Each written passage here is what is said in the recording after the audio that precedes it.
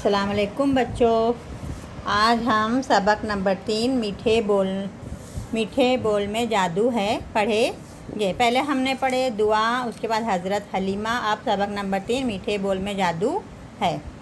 میں پڑھ رہی ہوں، آپ لوگ بھی کتاب لے کے بیٹھیں گے اور میرے ساتھ ساتھ آپ بھی انگلی رکھیں گے، ٹھیک ہے؟ گرمی کی چھٹیاں شروع ہو چکی تھی، بچے بہت خوش تھے، کھیلنے کودنے کے دن جو آ گئے تھے۔ ایسے وقت میں ساجد بھلا کیسے خاموش بیٹھتا؟ اس نے اپنے ساتھیوں کو جمع کیا، سب گیند بلہ لے کر کرکٹ کھیلنے نکل پڑے۔ محلے ہی میں ایک چھوٹا سا میدان تھا، لڑکوں نے وہیں کھیل جمایا۔ وہ کھیل کی دھن میں مست ہو گئے۔ ایک لڑکے نے اتنے زور سے گیند کو مارا کہ وہ سامنے والے مکان کی کھڑکی سے جا ٹکرائی، شیشہ چھن سے ٹوٹ گیا اور گیند اندر چلی گئی۔ گیند کے بغیر کھیل بند ہو گیا۔ اب مکان کے مالک سے گیند مانگنے کون جائے؟ ایک لڑکا ہمت کر کے گیند لینے چلا ہی گیا۔ مکان مالک نے اس سے پوچھا، کیا بات ہے، کیوں آئے ہو؟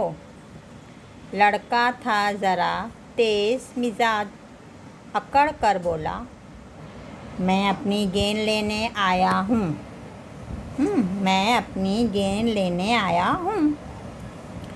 مکان مالک نے ٹوٹے ہوئے شیشے کو دیکھا اور غصے سے کہا، یہ کوئی طریقہ ہے؟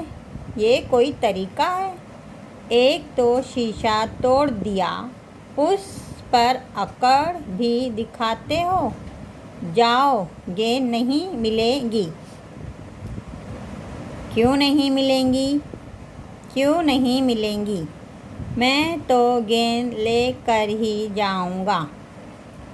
اب تو مکان مالک کا غصہ اور بھی بڑھ گیا۔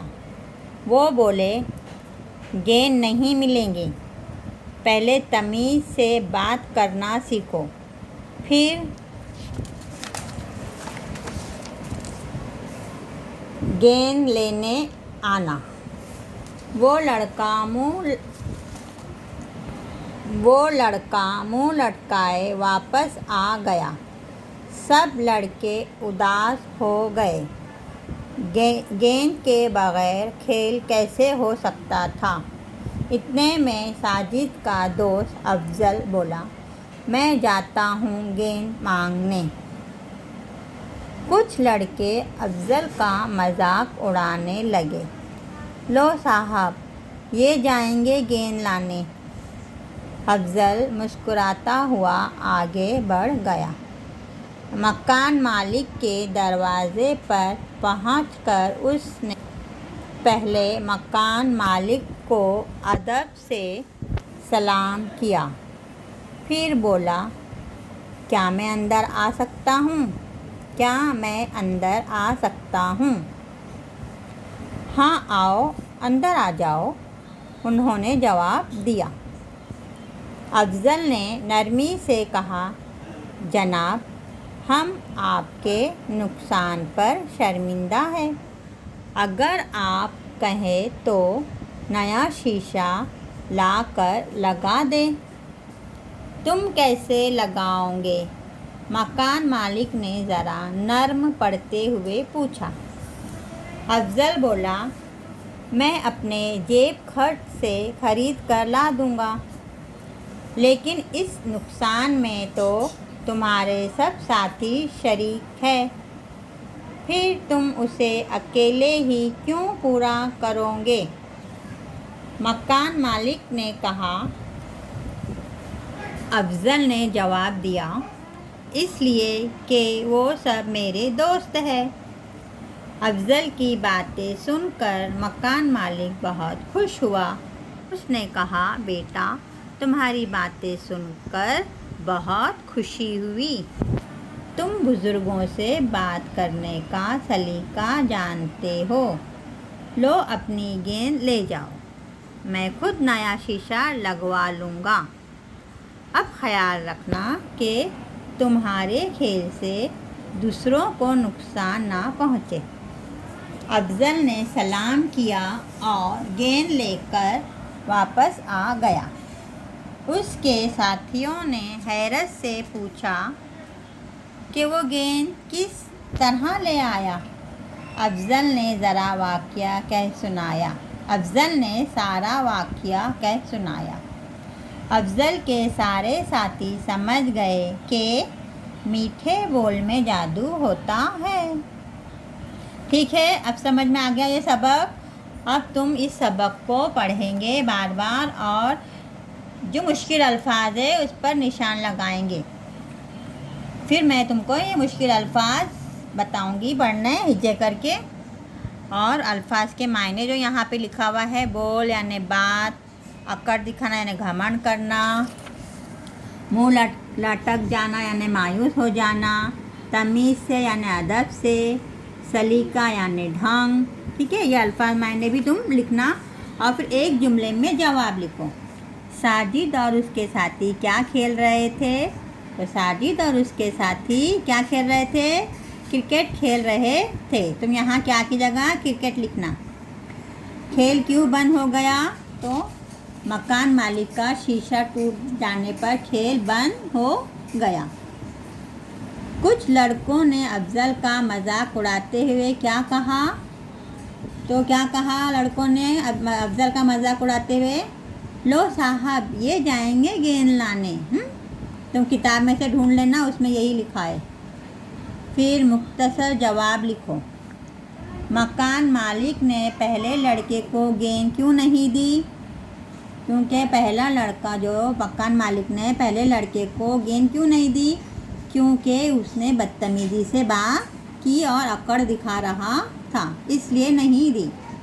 مکان مالک نے افضل کو گیند کیوں واپس کر دی؟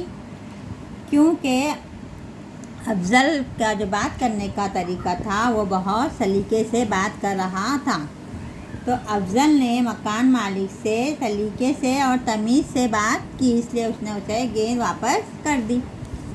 یہ سبق پڑھ کر خالی جگہ میں مناسب لفظ لکھو۔ وہ کھیل کی دھن میں ڈیش تھے، کھڑے، مست، مگن۔ تو کیا آئیں گا تینوں میں سے؟ مست۔ ایک تو شیشہ توڑ دیا، اس پر ڈیش بھی دکھاتے ہو، غصہ، اکڑ، تیزی۔ تو اکڑ۔ پہلے ڈیش سے بات کرنا سیکھو، پھر گیند لینے آنا۔ تو پہلے اس میں کیا آئے گا؟ تمیز، بڑوں، دوستوں۔ تو تمیز، پہلے تمیز سے بات کرنا سیکھو پھر گیند لینے آنا۔ تم بزرگوں سے بات کرنے کا ڈیش جانتے ہو؟ یہ ڈیش مطلب خالی جگہ۔ طریقہ، سلیقہ، اندازہ۔ تو تم بزرگوں سے بات کرنے کا سلیقہ جانتے ہو؟ ہاں، یہاں پہ آئیں گا۔ ان لفظوں کو جملے میں استعمال کرو۔ اب یہ سلیقہ، تیز مزاج، جیب خرچ، نقصان، حیرت، ان کو جملوں میں استعمال کرنا ہے۔ جیسا سلیقہ، تو مکان مالک کا افضل کو بات کرنے کا سلیقہ آتا ہے۔ تیز مزاج، تو جو لڑکا گیا تھا گیند لانے تو لڑکا بہت تیز مزاج تھا۔ جیب خرچ، تو افضل اپنے جیب خرچ سے گیند لانے لگا۔ نقصان، تو مکان مالک کا نقصان ہو گیا۔ حیرت، تو یہ لڑکے نے اب جو مطلب سلیقہ، تیز مزاج، جیب خرچ، یہ جو میں نے بتائی ہوں آپ کو جملوں میں استعمال کرنا۔ جیب خرچ، تو افضل نے اپنے جیب خرچ سے گیند لانے گیا۔ پھر نقصان، تو مکان کے شیشہ ٹوٹ گیا، اس کو نقصان ہو گیا۔ پھر حیرت، تو افضل حیرت سے دیکھنے लगा। ये तुम अपने जुमले में भी बोल सकते, किसी का भी नाम लेके। और जेब खर्च में तुम ऐसा भी बोल सकते हैं कि हमने अपने जेब खर्च से गुड़िया ख़रीदी। तेज़ मिजाज, मेरी सहेली बहुत तेज़ मिजाज है। सलीका तो मुझे, मैं बहुत सलीकेमंद हूँ, या हमारी बाजी बहुत सलीकामंद है। अपने जुमले में इस्तेमाल, इन लफ्ज़ों को जुमले में अपने इस्तेमाल तुम करना और जुमले बनाकर लिखना। फिर ये जुमले किसने कहे?